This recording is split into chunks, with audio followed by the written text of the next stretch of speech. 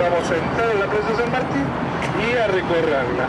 Por supuesto, en todo este recorrido que hay siempre vamos a hacer alguna parada para mostrar algún lugar que ofrece esa zona, ¿no? Y bueno, y vamos a ir conociendo la historia del lugar. Quiero una distinta. Manos arriba, por favor, todos.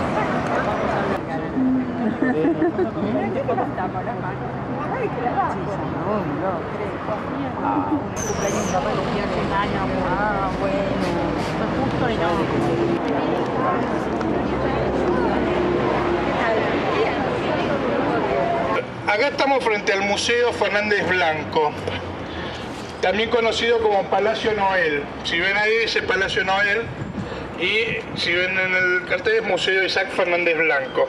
Fernández Blanco, la familia Fernández Blanco, que era una familia del siglo XIX, eran coleccionistas de instrumentos musicales.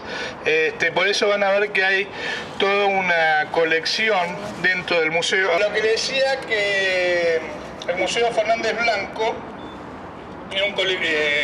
Isaac Fernández Blanco era un coleccionista de instrumentos musicales, más precisamente violines. Por eso adentro hay toda una colección privada de él que donó, de violines de 1600 hasta 1890, fines del siglo XIX. Y también hay una importante colección de obra hispánica que pertenecía parte a la familia Fernández Blanco, a la familia Noel, y parte a otras familias que lo donaron. Es toda cultura hispánica que hay acá, muy interesante por conocer. Como pueden ver, el Palacio Noel tiene un estilo ecléctico neocolonial. Fue construido por la familia Noel a principios del siglo XX. Y bueno, se detalla principalmente eso, el eclecticismo neocolonial del edificio. Antes que nada, antes de empezar, vamos a contar un poco la historia de donde estamos, y después seguimos recorriendo. Nosotros donde estamos es Retiro. Si extrapolamos el lugar donde estamos al siglo XIX, lo que hay desde Libertador en adelante sería agua, neto agua. Nosotros acá estamos en una barranca en este momento, una barranca hacia el lecho del río. Toda esta zona era agua y después, bueno, tierra ganada al río desde fines del siglo XIX y principios del siglo XX. Pero principalmente inclusive estamos en una zona que es un poco lecho era lecho del río porque esta zona era agua profunda en algún momento. Por eso no era caprichoso que estuviera el Hotel de Inmigrantes acá, porque los barcos a principios del siglo XX se empezaron a construir palacetes en esta zona, ¿no? Y ya en los años 10, en los años 20 ya se empezaron a construir edificios de rentas. Vamos a ver que a lo largo vamos a ver mucho academicismo francés, pop art, eclecticismo neocolonial. Hay toda una mezcla de estilos que, si bien uno puede interpretarlo como desprolijo, no deja de ser pintoresco. Al menos hoy es una atracción turística. Todas esas edificaciones con estilo y sello propio en cada uno, ¿no? No respetando los estilos propios europeos, a pesar de que los estilos se importaron de Europa. Este es un ejemplo de ello. Acá hay mucho estilo propio. Uno lo ve como neocolonial, pero no es colonialismo puro. Son detalles que hay, pero no representa el colonialismo puro, pero sí el neocolonialismo, ¿no? Que tiene un poco de estilo propio, por eso hay un poco de eclecticismo en esta construcción.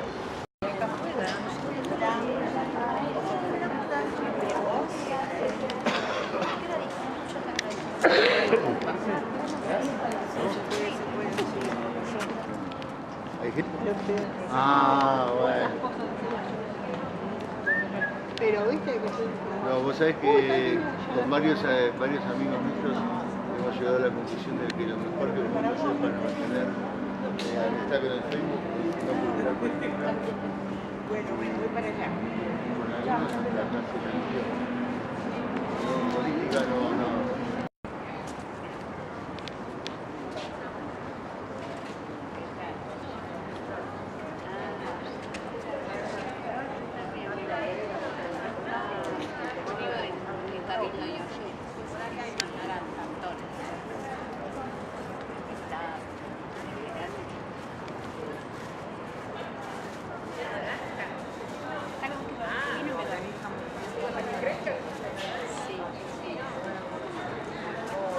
He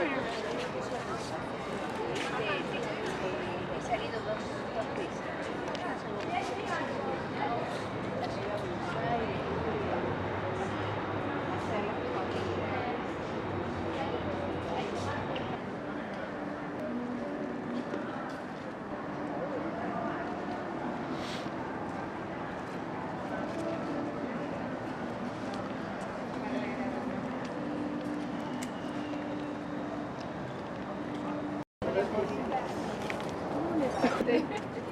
Me dice, ¿cómo lo va a dejar así?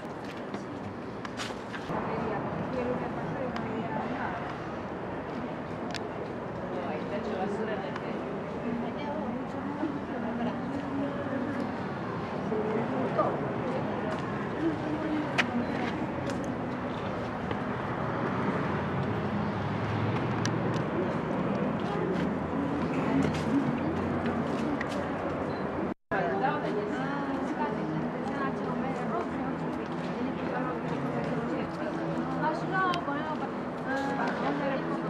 Lo abren otra cosa. Cuando lo vas a guardar, tienes que guardarlo como rojo o como negro.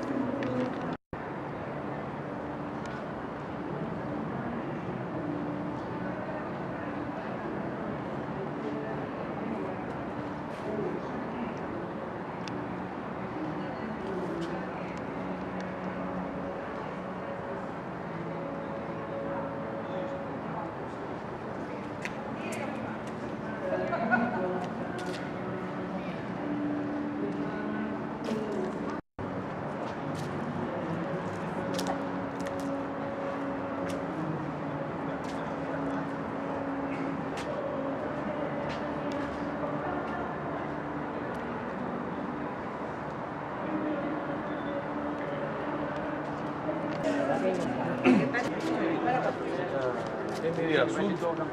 ¿Sí? No, no, no. No medio azul. La vecina. Sí. Cámara de Marcelo. Era una vecina.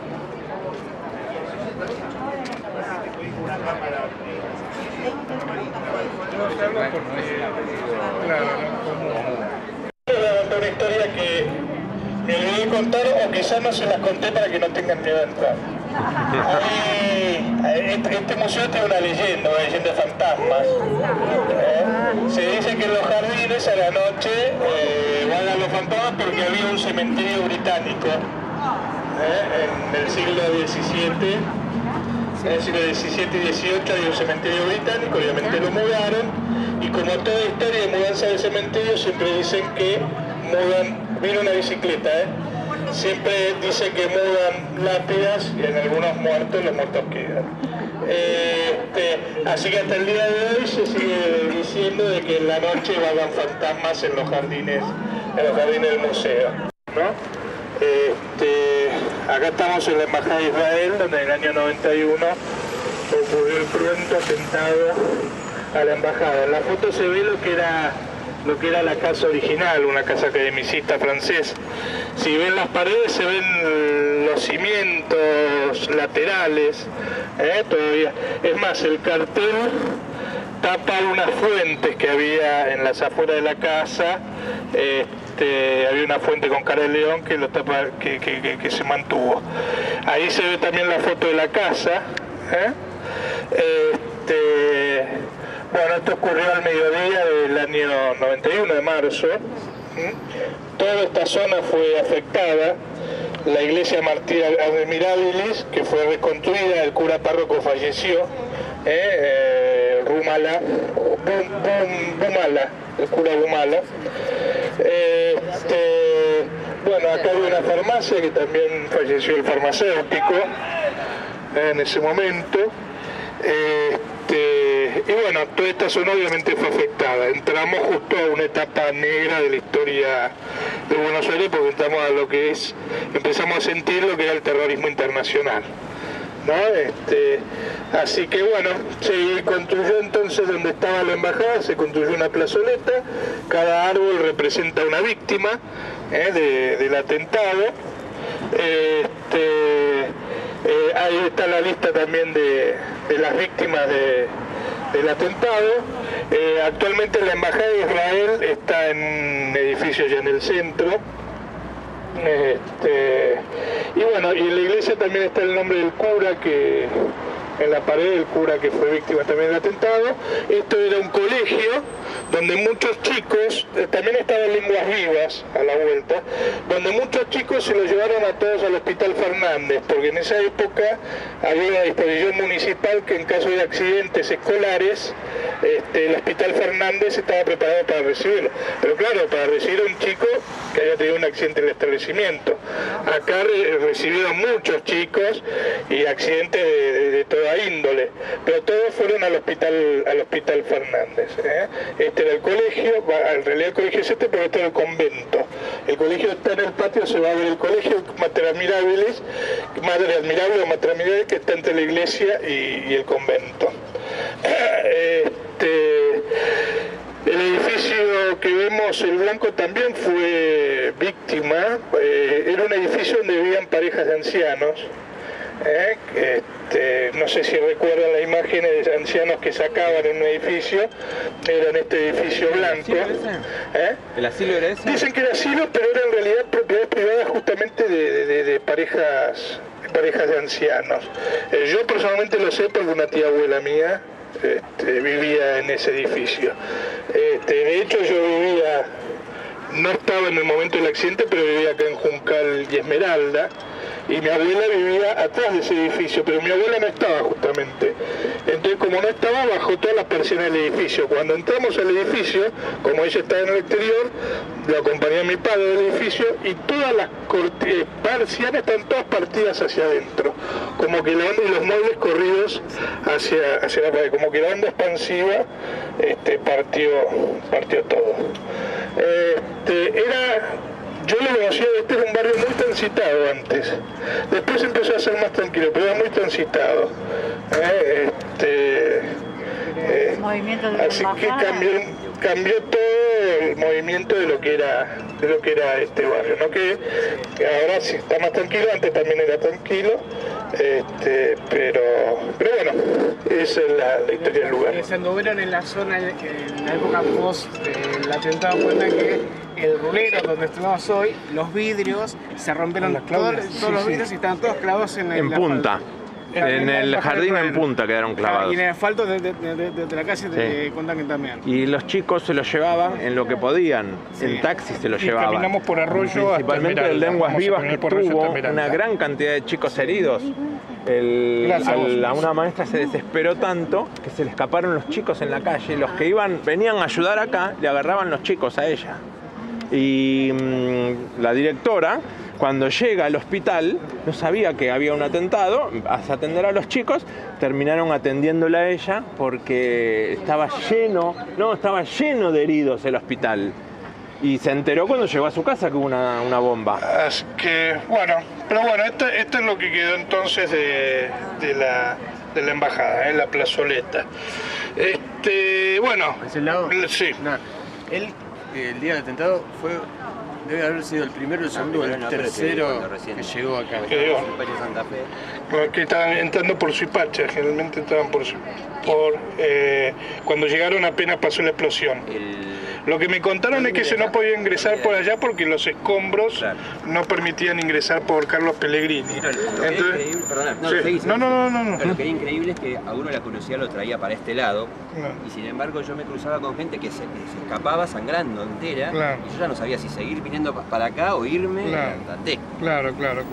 Sí, los que me contaban que entraban por las ambulancias, recatitas, entraban por Suipacha, porque los escombros no permitían entrar por otro lado, y Suipacha era el acceso más... en este edificio, no sé si te acordás, en una cocina de un piso, creo que el piso 12, una cosa así, apareció un dedo suelto. Sí, puede ser. Adentro. Puede ser. ¿Y acá había construcción? Sí, acá, hacia la reconstruyeron. No, pero acá había otro piso. Pues, no. Siempre fue así. Siempre fue el patio así. Parte de la iglesia fue totalmente destruida y la volvieron a reconstruir como estaba originalmente. la volvieron a reconstruir. ¿Y ese edificio no? No, ese edificio no fue afectado. Fue afectado la planta baja, la farmacia que había. La farmacia sí que falleció el dueño del local que estaba en ese momento atendiendo. La torre estaba toda destruida, todas las ventanas. La torre también fue afectada, aquello pero también me la siempre en las acuerdo. plantas bajas. En la planta baja. De las ventanas estas salía. De las ventanas sí, esto sí fue todo afectado. Y los edificios de al lado sí fueron afectados por... La farmacia murió. Falleció porque justo estaba atendiendo en ese lugar. Sí. Abrió la puerta de la iglesia. Sí, pero bueno, dejemos... así que bueno, esa es parte de la historia digamos, triste de Buenos Aires, ¿no? Pero bueno, sigue teniendo también historia más antigua, Buenos Aires, que como es este edificio que está a mi derecha, que es el edificio Bensich, uno de los edificios de los hermanos Bensich. Normalmente se lo llama el Palacio Bensich, pero es uno de los... ¿Cómo? Esta es la esquina, por eso, uno de los tantos edificios que ha construido en Diagonal Norte, en Esmeralda y Córdoba. Vamos a ver otro que es el Sofitel, que también es de los Bensich, pero este es el único que le dio el estilo neocolonial al Palacio Bensich. ¿Eso no se destruyó con la bomba? No se destruyó con la bomba. Eso es lo mismo. No. A ver, las plantas bajas sí, los interiores sí. Lo que no se destruyó es el edificio. La fachada y el edificio. Quizá alguna rotura, algo habrá tenido. Y el museo creo que estuvo un año cerrado también. El museo estuvo un año cerrado, al menos. Para los memoriosos, que yo le decía que igual vamos a pasar, pero ya no está más, pero para los memoriosos, que yo le decía que esto antes era una cuadra movida, estaba acá metros Mau Mau, para que más o menos tengan una idea. Así que bueno, lo que vamos a hacer ahora, creo que es acá, justo acá unos metros donde hacía la curva. Me parece que yo no lo conocí, pero... ¿Dónde quedaba una iglesia? No te preguntan. ¿Dónde quedaba Mau Mau? Sí. Bueno, acá justo en la curva. No está más. Pero alguna chica queda, Bueno, estamos porque había mujeres que... actual Hotel Sofitel. ¿Era eso? Este edificio que vemos es de 1929. Fue construido en 1929, encargado por el empresario naviero importante en esa época, Nicolás Mianovich. Por eso también es conocido como el edificio Mianovich. A pesar de que hay otros edificios Mianovich que también fueron construidos por el empresario Nicolás Mianovich. Uno es el que está en Lavalle y 25 de Mayo, que van a ver una torre, está frente al edificio Bunge y Born. El Bunge y Born van a ver que es un estilo ecléctico flandés. Bunge era de la zona de Holanda, toda esa zona. Y enfrente, o sea, cruzando Lavalle y sobre 25 de Mayo, está el edificio Mianovich, que era la empresa naviera Mianovich. Tiene una característica, que esa característica también la trasladó acá, que era hacer una torre mirador. ¿Qué es torre mirador? Una torre que mire panorámicamente Buenos Aires en 360 grados. El primer edificio Mianovich que él había construido con un mirador está en la avenida Caseros, que todavía sigue estando el mirador. No es en la calle Defensa, sino la otra, que vendría a ser Bolívar. Lo Bolívar y Caseros. Lo vimos hace poco. Era un edificio más bajo. ¿Y por qué hacía estos miradores? Porque él quería ver desde su oficina el ingreso de sus barcos al puerto. Como en esa época no había comunicaciones veloces, la única efectividad de inmediata que tenía para hacer el ingreso de sus barcos era visual.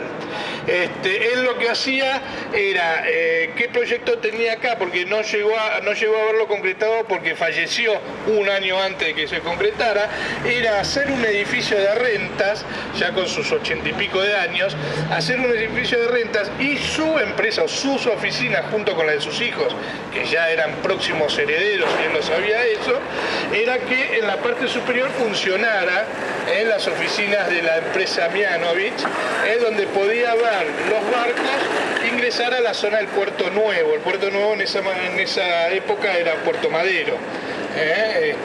El ingreso de su barco al Puerto Nuevo.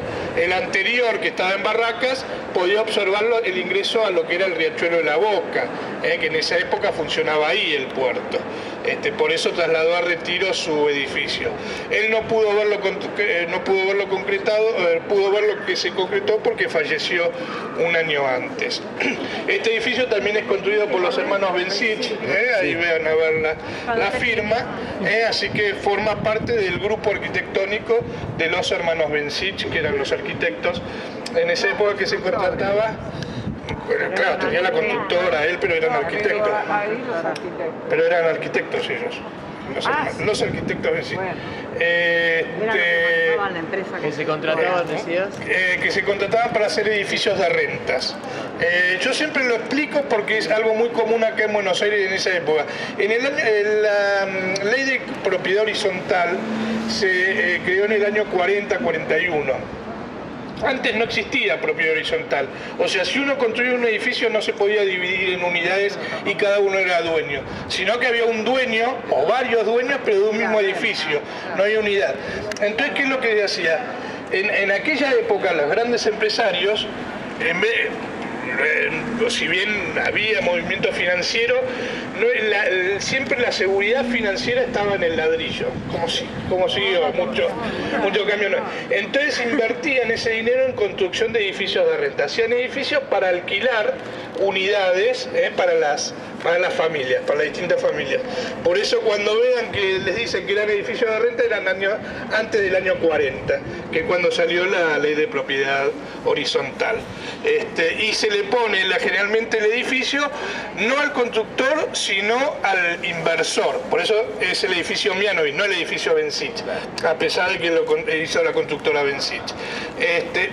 Acá en Retiro, en Avenida de Mayo, en San Telmo, también muchísimo en San Cristóbal, van a haber muchos edificios de renta, con distintas con distintas características de cada uno. Van a ver que por la zona de San Cristóbal va a haber un estilo más italianizante, porque ahí participó mucho el arquitecto Colombo, y acá van a ver que va a haber mucho Beaux Arts, más francés, más academicista, porque generalmente los inversores iban mucho a Europa. Cuando decimos que iban mucho a Europa, vivían meses en Europa, no es que iban una semana, y bueno, tomaban contacto con esa arquitectura y hasta a veces inclusive contrataban al arquitecto francés para que hiciera los planos, no para que venga, para que hiciera los planos, y después se le daba a un arquitecto local los planos para que hiciera la construcción.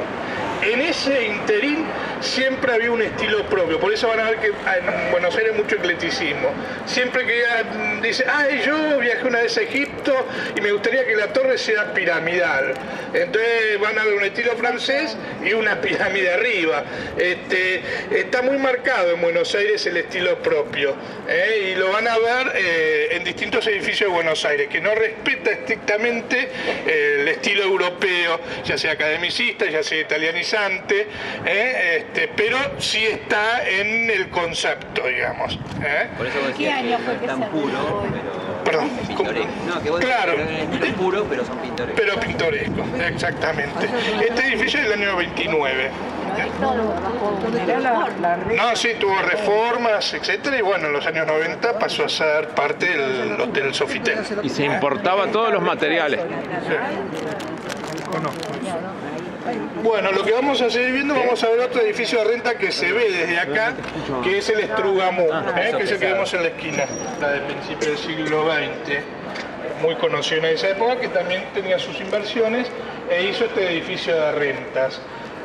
Van a ver que está siempre el toque ecléctico, por ejemplo, ese arquero con un estilo academicista no es muy fácil de encontrarlo. Acá hay estilos propios, si bien es europeo y es Beaux Arts, no es puro, se ven los estilos propios. Pero bueno, eran edificios de renta. Se representa el estilo francés, lo van a ver también en las altas alturas. Van a ver que el estilo italianizante es un poco más bajo. Por eso se lo puede identificar con el Beaux Arts y el estilo más academicista. Ahí se ve la fecha, generalmente ponen en algún lado la fecha de construcción. 1929, ¿no? Si son números romanos hay que tratar de un segundo más.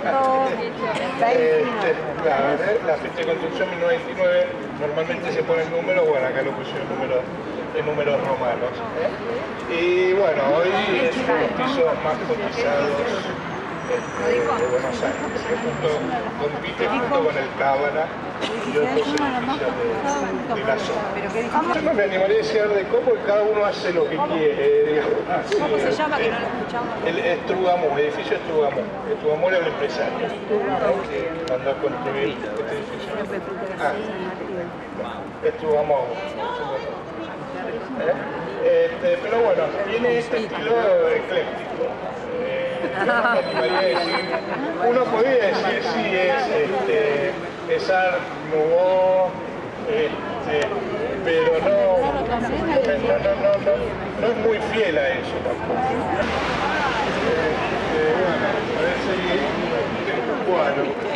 Bueno, lo que vamos a hacer ahora, vamos a seguir caminando por Esmeralda hasta la otra esquina, a la calle.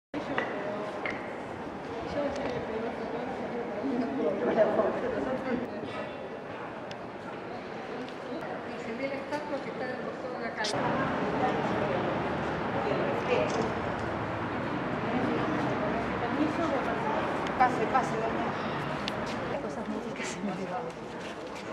El edificio se llama edificio Saint. ¿Por qué? Porque el que lo construyó era el empresario Saint, que es un empresario muy conocido en esa época. Y si yo les digo lo que hizo, también van a ver que es conocido, porque fue un chocolatero, el fundador de la empresa de chocolates Águila. Así que este es el edificio Saint y bueno, hizo su inversión en este edificio academicista. ¿Y por qué digo que convenció de respetarlo? Porque Saint tenía una particularidad. Donde iba a visitar quería construir él a su manera, siempre quería imponer su estilo. Hay un edificio Saint, justamente en el barrio de Once, en la calle, si mal no recuerdo es Perón, no recuerdo, pero si no mal no recuerdo es Perón. Si no ponen edificio Saint y barrio 11, en internet va a salir. Y tiene una particularidad ese edificio que si uno lo ve desde la distancia se ve desde lejos, que tiene dos pirámides arriba. Por eso yo les conté la anécdota. Bueno, él fue a Egipto, le gustó las pirámides y puso dos pirámides en Mitre. ¿Será Mitre? Puede ser. En 11, armamentos de la estación 11. No se ve desde la cuadra, se ve desde la lejanía porque es un edificio alto. Y las pirámides están un poco más atrás de la línea de construcción, entonces no se va a ver desde el edificio donde está, sino, pero por ejemplo yo lo he visto en la curva de Díaz Vélez haciendo Gallo. En esa curva se ve, si uno ve hacia adelante se ve esas pirámides, pero bueno, este es otro de los edificios de renta Saint, que acá sí se respeta el estilo academicista francés. ¿Cómo? Antes no le decían Águila Saint. Le decían Águila Saint, sí, en los chocolates Águila Saint. Es más, eran los hermanos Saint los fundadores de Chocolates Águila. ¿Esto era para rentar a qué tipo de gente? No rentas, que se alquilan. ¿Son edificios? Así que bueno.